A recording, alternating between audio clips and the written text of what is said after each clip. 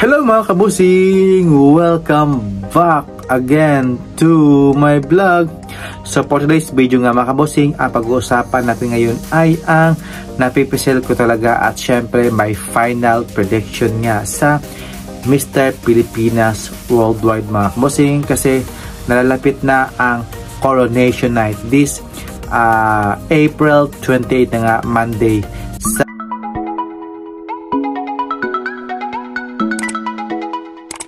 Basta this April 28 na nga sa Samsung Aven Theater ba yun? Samsung Theater. So ayan. So here is my number 12 spot nga mga kabosing from Antique. Ayan. Si Antique naman ito mga kabosing, sobrang ganda ng katawan niya.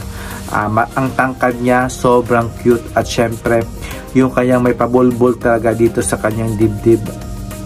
Pasok na pasok sa akin sa banga itong si Antique nga mga kabosing. Ayan. At syempre for my number 11 spot from Bantayan Island na sobrang Pilipino talaga yung kanyang face.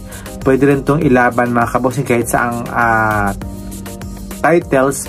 Basta si Bantayan Island talaga mga kabosing, pasok na pasok dito sa banga. When it comes sa mga pure Pilipino, ganda rin ang kanyang katawan. Maganda rin yung kanyang height, very Pilipino talaga yung kanyang face. At syempre for my number 10 spot, si Cebu City na sobrang puti niya mga kabosing. Maganda rin yung kanyang hugis ng katawan, pero yung face parang may something na kakaiba talaga na ino-offer itong si Cebu City, pero pasok na pasok sa akin sa mga. Syempre for my number 9 spot, si Taguig City na si Jeter Palomo. So si Jeter Palomo, ang haba ng kanyang katawan, maganda rin yung kanyang katawan ng mga kabosing, pero ang haba lang talaga. At syempre yung kanyang communication skills sobrang ganda at umaapaw din yung kanyang charisma mga kabosing. When it comes sa kanyang face, pasok na pasok sa akin. Ang hindi ko lang nagustuhan sa kanya is yung kanyang hair na parang sobrang nipis na nga mga kabosing, pero overall yung kanyang physics, yung kanyang communication skills, okay na okay sa akin. Next naman for my number 8 spot from Alberta, Canada. So ito namang si Alberta, Canada, very moreno looks, Pilipino din, pero half siya half Canadian, half Filipino, pero yung kanyang katawan sobrang ganda din mga kabosing. Konting enhance lang sa workout sa gym, I'm sure na gagana talaga yung kanyang katawan nito pag mag-workout pa siya ng todong-todo. Syempre for my number 7 spot from Pampanga na si Raven. So ito naman si Raven, ang cute niya tingnan, para siya ganda ng kanyang dimples sa gitna. Yung kanyang katawan so lang din, not to the point na sobrang ganda talaga, basta pwede pa niyang enhance by gym yung kanyang katawan. Yung kanyang height, okay na okay, saktong-sakto lang mga kabosing, pasok na pasok sa banga. Hindi siya masyado katangkaran, hindi masyadong kababaan, nasa middle lang talaga yung kanyang height. Yan. Pero yung communication skills, okay na okay, pasok na pasok sa akin sa banga. Next naman for my number 6 spot from Laguna. Ayan, si Laguna mga kabosing, okay na okay sa akin. Maganda rin yung kanyang pinakita dito at yung kanyang performance din so lang din, at very Filipino looks talaga itong si Laguna. Ayan. Syempre for my numbers 5th spot naman si Zambales. Ito talaga yung bet na bet ko itong mga kabosing na manalo, kasi kahit hindi siya masyadong katangkaran at hindi sa mga compare sa other candidates na sobrang tatangkad, siya talaga yung pinaka mababa. I think yung height niya nasa 5'8 or 5'9, pero lumalaban talaga itong si Zambales. Ang cute niya tingnan, ganda ng kanyang smiling, yung kanyang dating talaga mga kabosing, sobrang lakas talaga ni Zambales. At syempre for my number 4th spot naman si Australia na grabe yung kanyang katawan, ito batak na batak, alaki ng kanyang dibdib, sobrang ganda talaga. At syempre pag ma-enhance pa to sa gym at may paganda yung kanyang katawan, winner na winner talaga mga kabosing si Australia.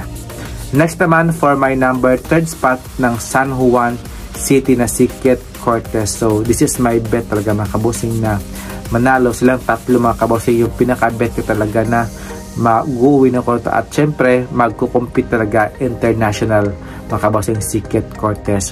Konting polish lang sa kanyang katawan, magpapa-abs pa siya, 6-pack mga kabosing.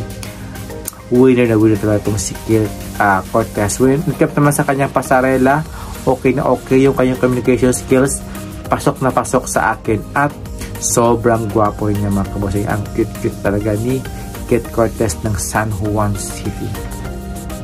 Next naman for my number 2nd spot, si Dumaguete City na si Kinit Vincent Kabungkal na sobrang cute niya. Yung kanyang smile mga kabosing, grabe yung kanyang smile. Ang ganda talaga ng smile ni Kinit Kabungkal. Maganda rin yung kanyang mata, very captivating talaga. Isang tingin mo lang kay Kinit Kabungkal, mapapawaw ko na sa kanya. At yung kanyang performance, konting emote pa sa bagrampa, huwag magmadali. Syempre pag mag-post na emote na konti bago aalis, wag lang nang pag-post lang alis na agad. Dapat may konting post pa na kahit mga 1, 2, 3 post. Yan, ganon. Kahit mga 3 seconds lang mag-post ka, okay na okay din sa akin. Yung katawan niya, grabe, sobrang ganda, sulit na sulit talaga.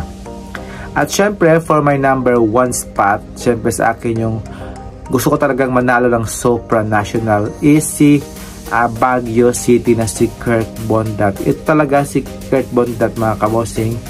Nag-top 20 na to sa Mr. World last year, pero hindi talaga siya naka-penetrate sa top 10 or runners-up mga kabosing. Hanggang top 20 lang talaga siya. Pero si Kurt Bondat, sobrang ganda ng kanyang personality.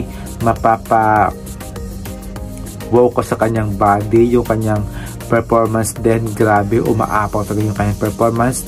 Nakita sa kanyang sa bench fashion show, sobrang galing niya doon mga kabosing. Napabilib ako sa kanya nung bench fashion weeks mga kabosing. Kaya si Kurt Bondat, siya talaga yung pinakabet ko talaga manalo bilang isang Mr. Supranational. At syempre, kaibigan to ng ating reigning Mr. Supranational na si Brandon Espiritu. Yan.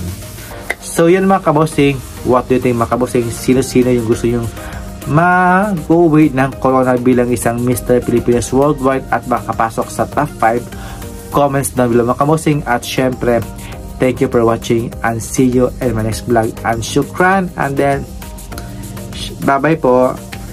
God bless mo. Good night.